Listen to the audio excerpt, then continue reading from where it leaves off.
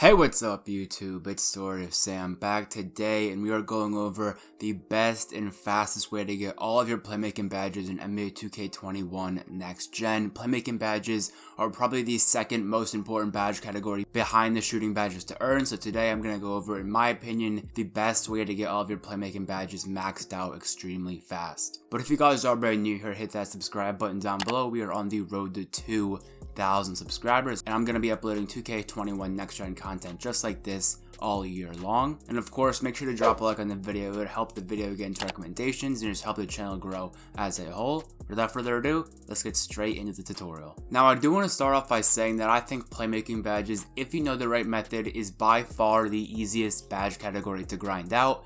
In some of the games I've played, I've earned upwards of like 26,000 playmaking badge points per game, which usually allowed me to earn 2 playmaking badges for every single 5-minute quarter micro game. And I also do want to preface this video by saying all the games that I play for grinding badges are on 5-minute quarters and on pro difficulty. I keep the difficulty on the lowest one. I don't really think it matters that much. You can still earn plenty of badge points on pro difficulty, and I personally think it is better to play on 5-minute quarters because you will get more VC every single game. But getting that out of the way, I think that throwing alley-oops is by far the most overpowered way to get all of your playmaking badges.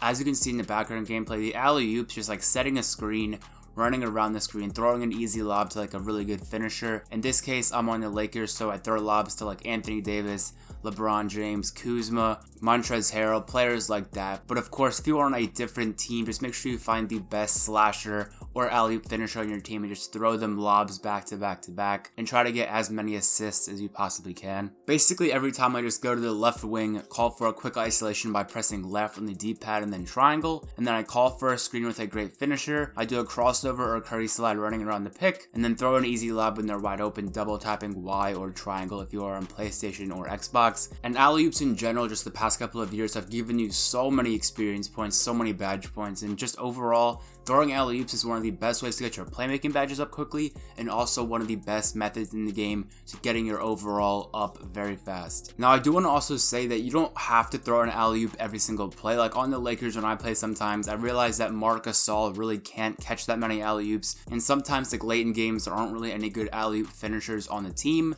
So I'll still call a pick with like Marc Gasol, but instead of throwing him an alley-oop, if he's like slightly contested, I'll just throw a normal pass and let him finish a layup. Don't force lobs if they're not there. If they're open on the pass, definitely throw the pass, but it is definitely your #1 priority to maximize the number of alley-oops you can throw in one game. When you are on defense, you want the possessions to go as fast as possible, so I recommend to put the defense in a half-court trap. It's really simple. All you gotta do is press left on the D-pad and then press R1, and I'm pretty sure that will put your defense in a half-court trap.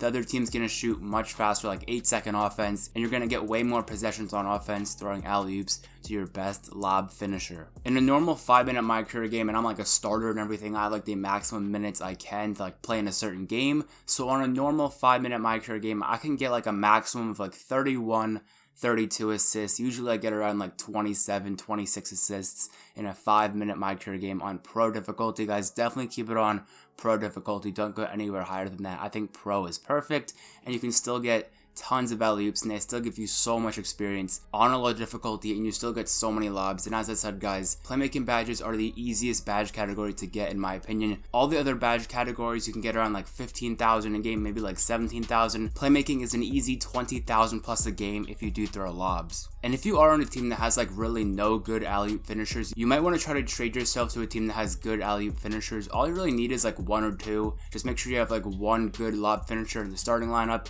and then 1 decent one in the bench unit. Of course, you can still throw normal passes, but lobs are the best thing to throw. And if you have better lob finishers, they're going to finish way more alley-oops. Guys like Anthony Davis and LeBron, they can catch some crazy alley-oops, and a lot of times aren't even that great at passes, and they can still finish some crazy alley-oops, making it a lot easier to get playmaking badges. So of course, when you're in the half-court offense, definitely call for a quick isolation, call for a screen, and then throw a lob. As you can see in the background gameplay, guys, the alley-oops off the screens are super effective. I usually like to do a curry slide around the screen, but it does not matter at all. You can simply do a crossover or just run around the screen and then throw an alley-oop. But if you are in transition, try to find an open lob threat if you can. A lot of times I feel like they aren't really in position on transition to make a lob catch, but either way, make sure to look out for the transition oops, and definitely when you're in the half court, alley-oops every single time, and in transition, look for those deep alley-oop passes, and in the half court, keep doing your pick and alley-oops for the maximum amount of playmaking badge points. Anyways guys, I hope you enjoyed today's video on the best, the fastest playmaking badge method in NBA 2K21 Next Gen.